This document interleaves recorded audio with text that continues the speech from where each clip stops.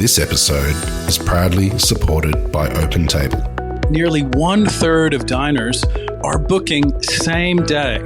So they're making those decisions on the spot. And 10% are making their bookings within just a few hours. And so it's why it's so important to have booking software like OpenTable, which allows your diners to discover you. And so when restaurants are on platforms like OpenTable, they're much more likely to be discovered. We help diners to connect to restaurants. Ultimately, having technology, using technology, helps you to reattach to those diners. Experience the power of OpenTable. For an exclusive offer, visit restaurant.opentable.com.au/DITW. It's not for everybody, but for us, because we have built really good relationship with our customers. It's not just for the sake of business, but we also listen to them and we understand. And if they know that they can rely on you to grow things for them, it just builds up that relationship. This is The Producers. I'm Dani Valent. Cecilia CC Diaz-Petersen grows one of Australia's only commercial crops of wild hibiscus, also known as rosella, alongside an eclectic mix of Asian and Mexican vegetables and exotic fruits on her family's 50-acre farm at Woolooga, 3 hours north of Brisbane. Born in the Philippines, CC was a real estate agent when she was swept up by the world of food. She founded CC's Kitchen, met the farmer who became her husband, and moved the land. Obsessed with sustainability, community, and legacy, CC is a grower and maker, and passionate about connecting consumers with the land. My name is Cecilia Diaz-Petersen, or known as CC. I am from the Peterson's farm at Woolooga, which is 45 kilometers northwest of Gympie, south of Sunshine Coast. And we are a rosella farmer, or the Australian hibiscus. And we also grow small crops in our 50-acre beautiful fertile soil. Our farm is 50 acres of undulating land, so it's not just flat. There's contours. There's the trees are obviously surrounding our parameters. So we have dedicated, out of our 50 acres, we got about 10 to 15 acres of trees around us to keep the balance also. And also we have different kinds of soil in our property. We have sandy loam, we have volcanic red, we have black soil, we've got scrubby soil, and we also have some, how would I say it, just really rocky area that we have. So the farm originally, apparently maybe about 150 years ago, used to be a dairy farm. Our area of Woolooga used to be known for dairies, but there's not a single dairy here now. It's mostly cattle country, so a lot of people just grow cattle, and we are the only small crop farmer in Woolooga. We grow, at the moment, our main crop is rosella. We have about 1,500 bushes. That takes about 4 acres of our land. We also grow Asian vegetables like snake beans, okra, bitter melon, loofah. We grow chilies. We grow tomatillos. We also grow a little bit of sunflowers. And then we also have an orchard of exotic fruits like jackfruit, kumquat, lemon, mandarin, carambola, figs, red pawpaw. What else have we got? Toffee limes, some pomegranate, and also nectarines.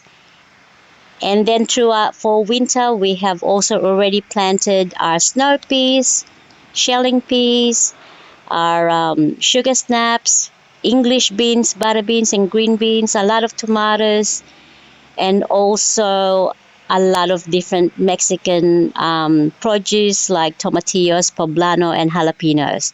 So all year round, we've got crops in our farm, and we also very conscious of resting our land, so we don't cultivate the whole 30 acres that's left. We actually rotate our land and we rest and put cover crop because we believe we've got to leave this land better than what we actually found it. So for us, if we've got a healthy soil, most probably we will probably have very healthy plants. That means we would be having less problems like pests to deal with day in, day out. So it's not about just growing things, it's about growing what we can, the best we can, but also less use of chemicals as well. CC started her business almost by accident. She was such a good backyard gardener that she had to think of something to do with her glut of tomatoes.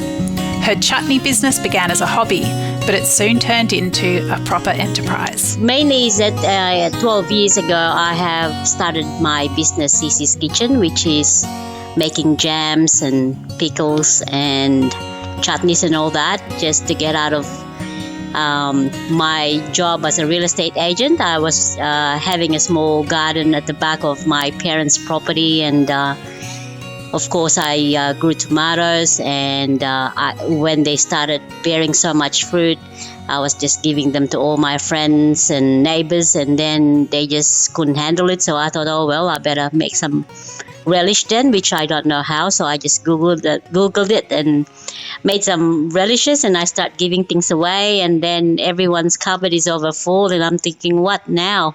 So I was not trained to make any jams or pickles, so I've just pretty much just picked up the hobby because I do love cooking. I am from a Filipino background, and cooking is part of what we do. And so then I started making these relishes, and eventually my friend said, well, this is good enough for you to sell. What are you doing? So what are you doing what you do? So back about 2 years before, my boss, when I was in real estate, said to me that you are in the wrong job. You should be a cook. What are you doing here selling houses, So one day I just decided that maybe there is more things to life than just doing a job instead of doing something that you love. And I drove past the Office of Fair Trading. I walked in there and I just registered CC's Kitchen, and then I started doing a bit of research by going to little markets and see what people think of my products. So when I was getting a fair bit of response, I just made more products. I went to more markets, and people start asking me about gooseberry jam. They said it's the best jam ever, and I don't know what it was. So I just started asking people like other stall holders if they ever know of anybody growing gooseberries.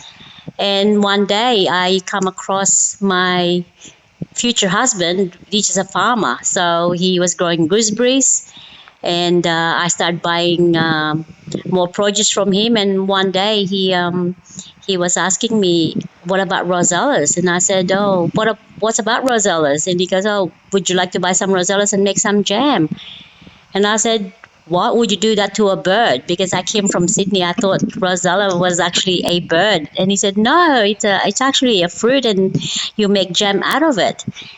And I said, well, you better just give me 10 kilos and see what I can do. And 2 weeks later, he delivered them to me, and I asked him, so what do I do now? So he actually taught me how to prep the rosella, how to make the jam, just like what his late Nana Petersen used to make many, many years ago. So a year later, we got married, and I moved to the farm and made more rosella jam, and then I just couldn't keep up, and they're not growing enough for me. So I said to them, well, there's no point you growing rosellas, and I don't have enough. After 2 months, it's all finished. I said, you better grow some more so I can put things away. And 10 years later, we produce about 6 tons of rosella fruit that we supply to all other jam makers and food processors. And I have about created 35 products out of rosellas alone. So rosella jam is pretty much the quintessential Queensland jam. I could probably say that, and a lot of people remember the time that they had when they were kids, spending time with their mom or their grandmothers, and every jar that we sell or every kilo of fruit that we sell to the customers, they just bring back memories for them, and it keeps us connected with the people. So I think for us, that's just a wonderful way of farming, because you just keep that engagement and you make people happy. Queenslanders tend to know what rosella is, but what about the rest of us? CC gives us the 101 on wild hibiscus. Rosella is pretty much considered as an Australian native food.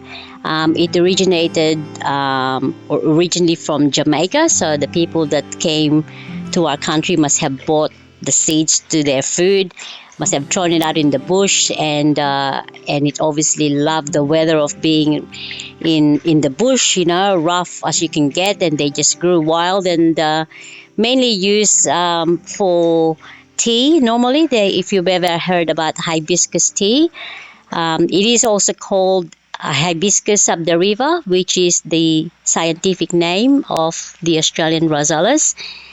The color of it is crimson red. Absolutely beautiful. There's nothing like it. It's almost a shape of an inverted strawberries, but it's got prong towards the end. It's got almost like a crown, but at the bottom. Very tart in flavor. Very rich in vitamin C, 10 times more than an orange. Very rich on essential minerals like riboflavin, antioxidant, and also essential minerals to actually keep you hydrated.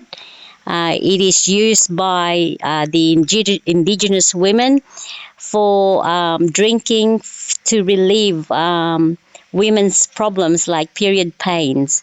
So it's got such an association way back from our indigenous women. Mainly used as jam in Queensland. Everyone loves the jam. How would I say? But I found it to be versatile. So now I make hibiscus tea. I make chutneys out of it. I make cordial or soft drinks we have, and chili sauces, syrup, all sorts of stuff. So 35 products out of rosella alone. So that has become our niche crop. We grow it. We normally grow it and plant it from about September, and we start picking early January, and we normally pick for about 6 months during the dry to autumn weather. Rosella is the mainstay, but there are lots of other crops grown in this fertile soil. CC talks us through the diverse range and supply chain and the relationships that underpin their business.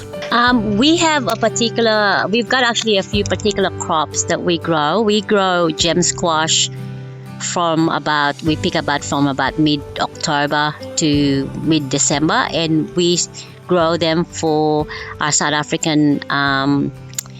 He would say that he was probably a wholesaler, and he buys whatever we pick a week, and that all goes to Sydney. So that's a gem squash. Is more like a texture of zucchini, but it's round, and it's pretty much the staple food for the South Africans. So that's what we grow it for them. We also grow what they call red boro beans. It's like a purple long beans, and you only eat the seeds inside, where the Fijian Indians will make dal out of it, or they make curries. And again, we grow that around November up until about May, and that goes to our Fijian customers. Very tasty, especially for vegan people. It's very high in protein, and that's why they love it. So they just actually peel them off and they freeze them. So that means they will have supply until the next season starts. Mexican produce, we grew it because we had a chef friend that have a restaurant in Sydney, Mexican vegan restaurant, and she asked us to grow tomatillos for her, and poblano and jalapenos. And she then decided that she was going to tell her other friends, and they've been buying from us. And then we also sell that to a shop in Sydney that has a customer base, Mexican customers in Sydney. So all our vegetables or fruit normally goes direct mainly to the customers. We've considered ourselves very fortunate in that way because it's not for everybody, but for us, because we have built really good relationship with our customers. It's not just for the sake of business, but we also listen to them and we understand. And also, and if they know that they can rely on you to grow things for them, it just builds up that relationship. And it's not just farming. That means you're also satisfying a need for a customer, and for us as farmers, we get better value for our produce because we don't have to worry about a middleman. With the produce that we grow, we actually have a little roadside stall in our farm. So we've got people that drive in, just like what I'm talking to you now. There's cars stopping by. They pick up fresh produce that we have in our shop. It's an honesty box, so that means they just put the money in the box.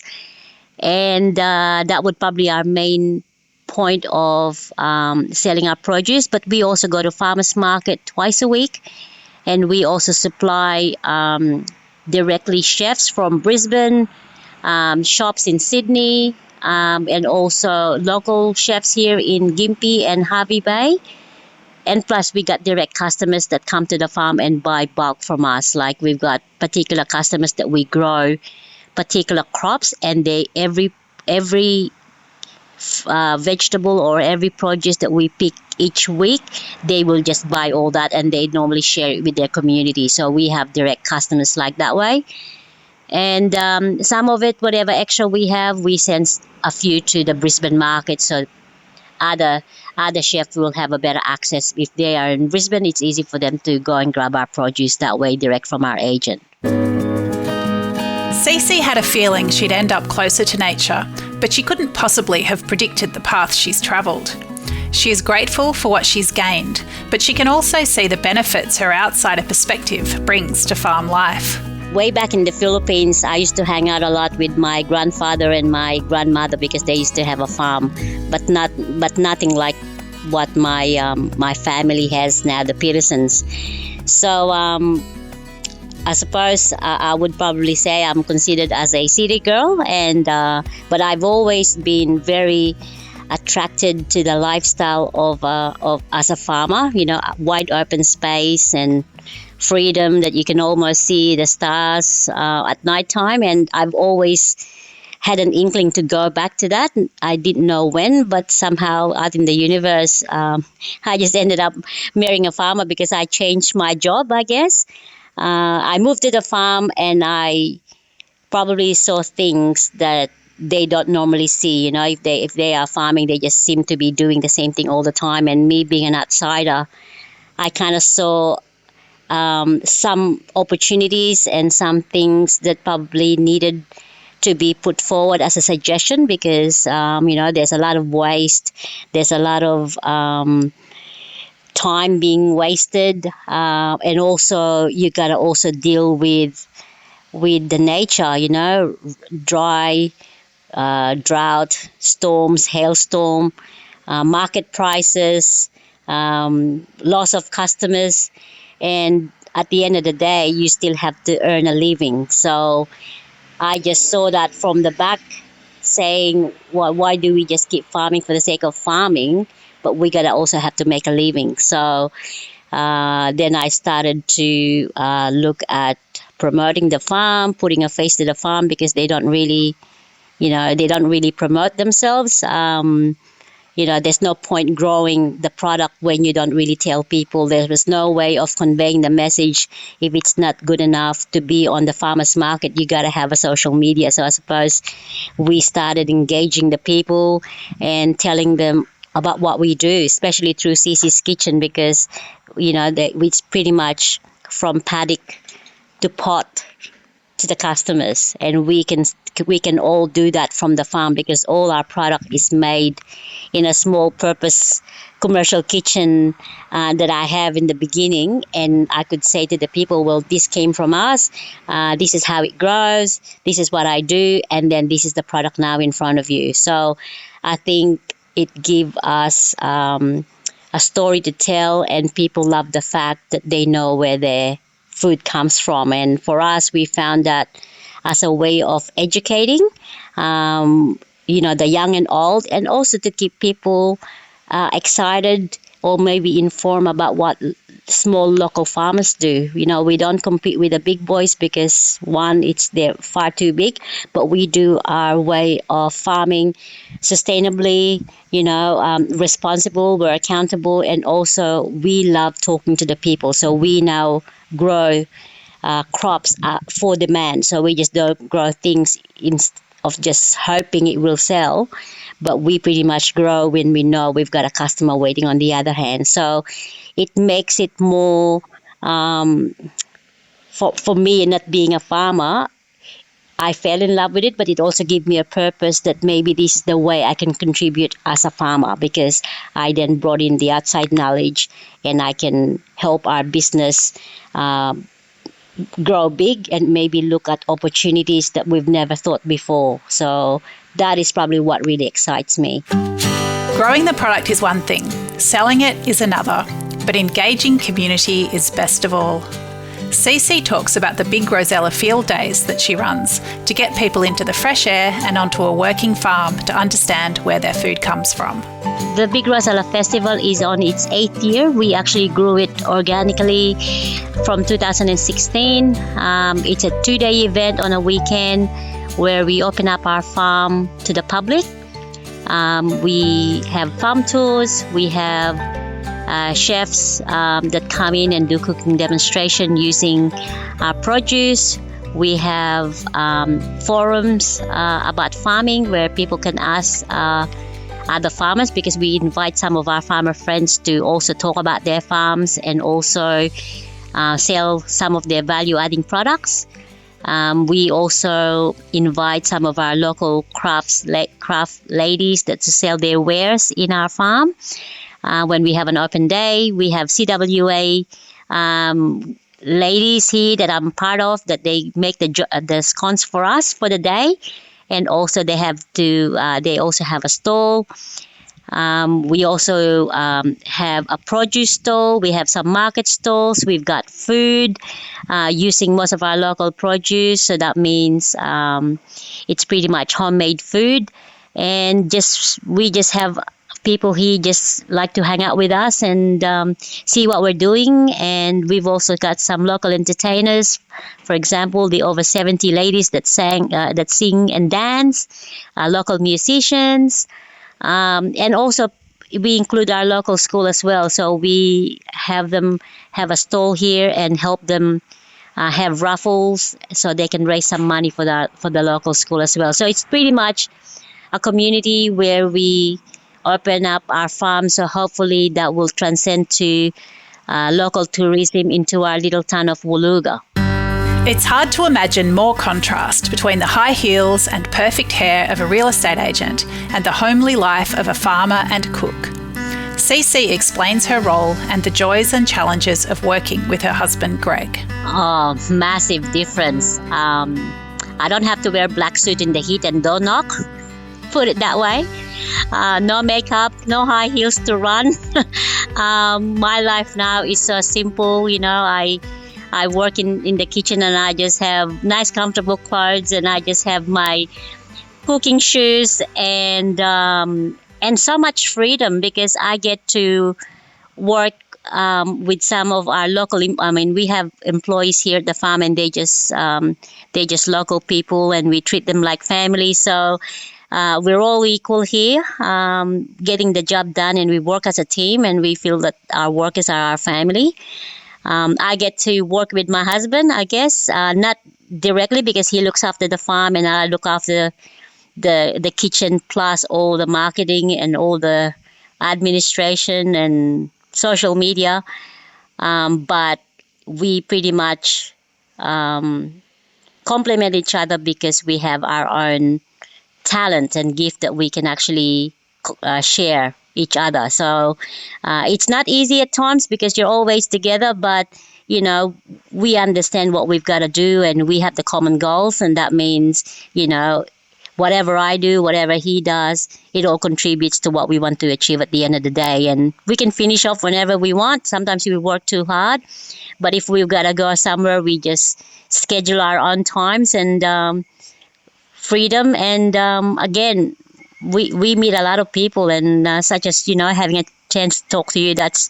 I would have never imagined I would be doing this. Farm life never stands still. CC shares her hopes and plans for the future. For the future is we just had our brand new kitchen built in June last year out of all the big floods that we had to encounter last year.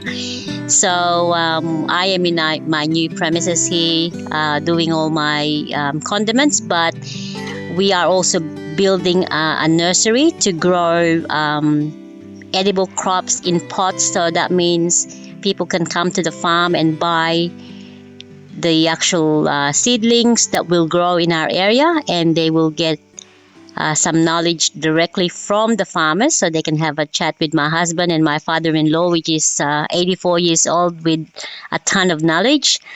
And also we get to open up perhaps one day a little cafe here at the farm where people can come for perhaps breakfast, and then they can wander through the farm, maybe for a farm tour, and maybe go through the nursery. We could have busloads of people here, perhaps from doing day trips, and maybe families, or maybe the schools.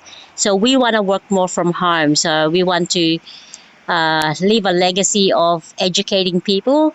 So hopefully that is what will be transpiring perhaps in the next 12 months, and that's what would really keep us excited. And I think, doing what we love and yet you will be able to share it is absolutely blissful for us. There are so many aspects to CC's work: farming, creating, cooking, selling and promoting. But what does she love most about what she does? I love cooking. I love creating recipe. It keeps me motivated. I love dealing with new customers, especially when they hear about us through the media, or they Google about Rosella's and Petersen's farm or CC's kitchen will come up and they will make contact with us.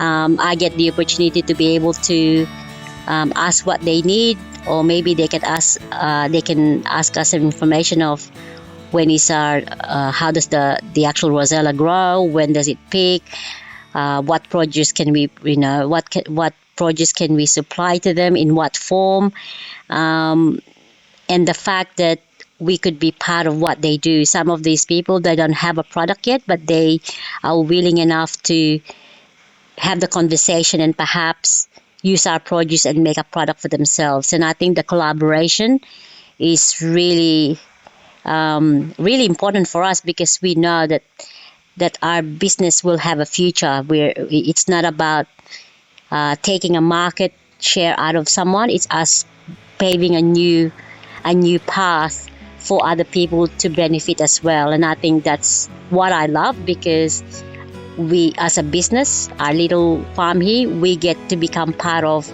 a bigger picture with other people. So at the moment, we've got a few projects or people that we are talking to.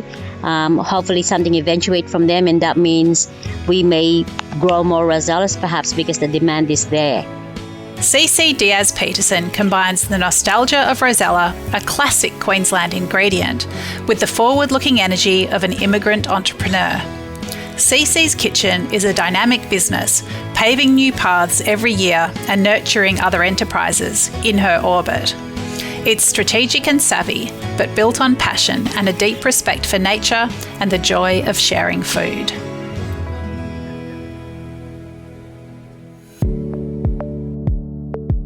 This is The Producers, a Deep in the Weeds production. I'm Dani Valent. Stay tuned as we talk to some of Australia's best farmers, makers and growers. Follow us on Instagram at Producers Podcast, or contact us via deepintheweeds.com.au.